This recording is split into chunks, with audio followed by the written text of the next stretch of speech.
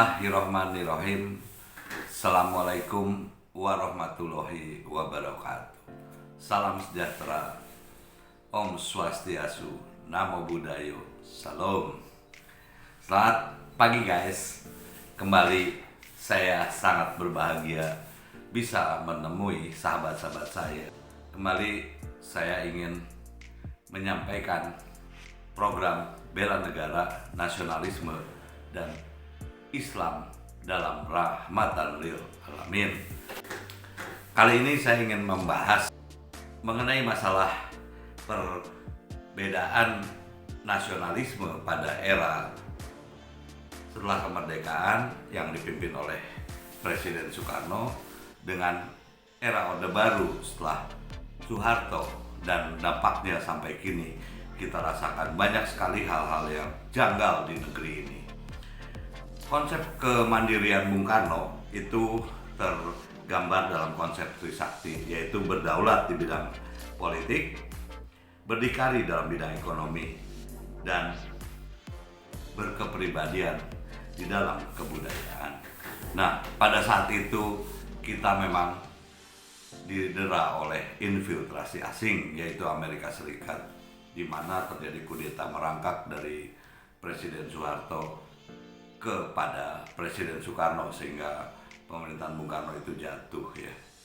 Ini sangat luar biasa dengan fitnah terjadinya G30 SPKI. Oke, kita tidak perlu bahas mengenai masalah terjadinya G30 SPKI. Bisa benar, bisa juga tidak, karena secara otentik bukti itu pun tidak terbukti ya.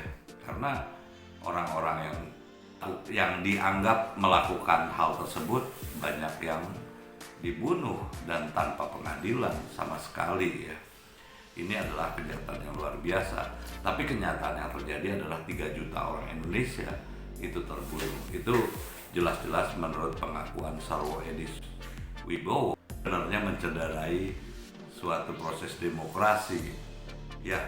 Konsep tersebut akhirnya dirubah oleh Soeharto menjadi konsep stabilitas nasional, di mana stabilitas nasional itu terdiri dari pertumbuhan ekonomi yang tinggi, kemudian pemerataan pembangunan dan hasil-hasilnya, kemudian adalah stabilitas politik, yaitu yang pertama adalah stabilitas politik ya. Nah, di dalam konsep ini Pak Harto memang setelah kejadian Gestapo tahun 1965 dia bisa mengambil alih pemerintahan, karena pada saat itu terus diisukan bahwa Bung Karno ini adalah buruk ya. Padahal kita tahu perjuangannya Bung Karno ini luar biasa ya untuk Indonesia ya. Dari mulai tahun 1920 semenjak dia kuliah di Bandung di ITB ya. Kemudian beliau ini berjuang sampai dengan kemerdekaan tuh ada 8 kali beliau dibuang dan ditahan oleh pemerintah Belanda ya untuk melakukan pergerakan ya. Tapi kita bisa bayangkan Indonesia bisa bersatu dari Sabang sampai Merauke. Itu adalah merupakan perjuangan Bung Karno ya. Padahal Indonesia pada saat itu belum menjadi satu negara yang utuh ya. Karena banyak sekali dimensi yang mengatakan bahwa ini jajahan Belanda, ini jajahan Inggris dan sebagainya. Tapi Bung Karno bisa mempersatukan Nusantara, itu hal yang sangat luar biasa sehingga menjadi kemerdekaan kita. Tapi pada tahun 65 memang itu adalah hari naasnya Bung Karno, di mana dia bisa dijatuhkan oleh pemerintahan Orde Baru yang dipimpin oleh Soeharto ya. Fitnah komunisme, apa sih arti komunisme itu sebetulnya? Itu hanya sebuah ideologi yang akhirnya difitnah bahwa komunisme itu adalah anti agama dan sebagainya. Sekarang kita sudah mengenal perkembangan zaman, kita sudah bisa melihat sesuatu hal dengan perbandingan yang jelas ya. Kalau zaman Pak Harto memang kita dipangkas untuk bisa mengetahui kebenaran ya, karena yang benar itu adalah hanya ajaran Soeharto dan hanya ideologi pemerintah pada saat itu ya, ini sangat luar biasa guys.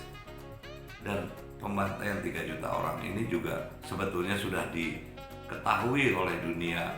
Buktinya bahwa sudah ada konferensi ataupun hukum internasional di Den Haag pada saat itu ya, yang mana mereka mengadili bahwa pemerintah Indonesia bersalah dengan pembantaian rakyat ya. Ini sungguh menyedihkan guys. Nah, konsep kemandirian Bung Karno ini memang setelah kemerdekaan ini terjadi ya, di mana kita mempersiapkan seluruh kemerdekaan ini dengan pembangunan. Pada saat itu memang ada satu provinsi yang belum merdeka, yaitu Papua ya. Bung Karno ini berusaha untuk memerdekakan Papua dengan proses yang cukup panjang dari tahun 45 sampai dengan tahun 62. Tahun 62 PBB mengakui bahwa Indonesia mempunyai wilayah dari Sabang sampai Merauke atau dari Pulau Sumatera sampai dengan Pulau Irian.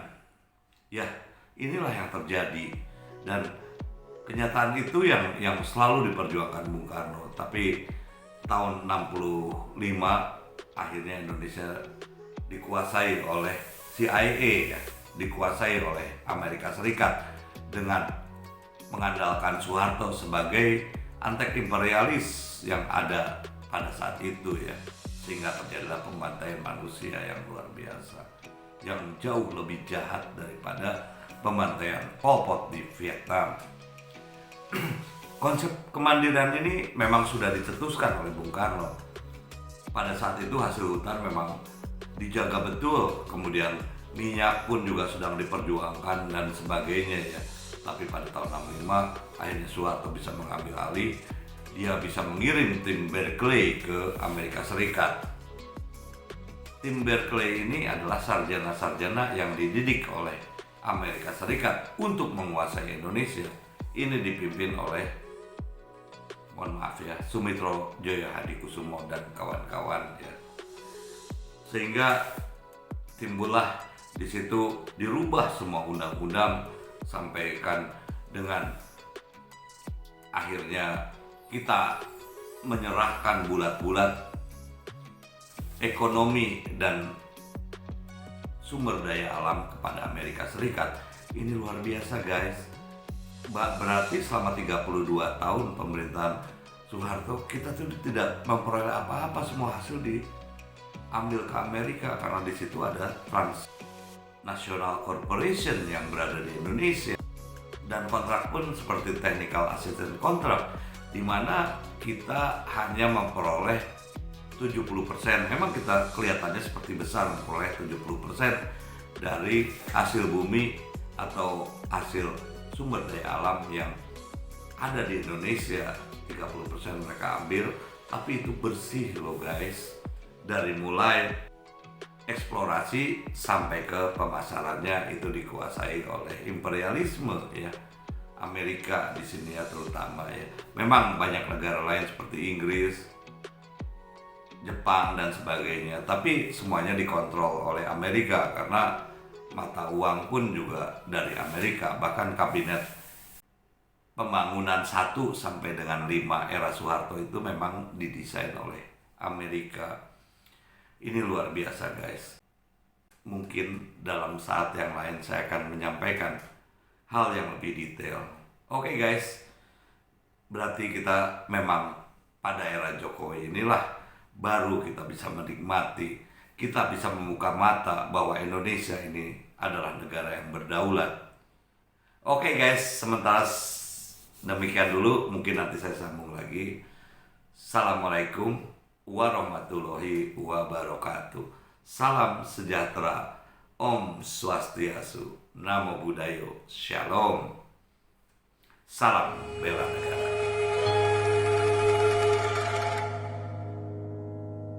Engkau ku hargai,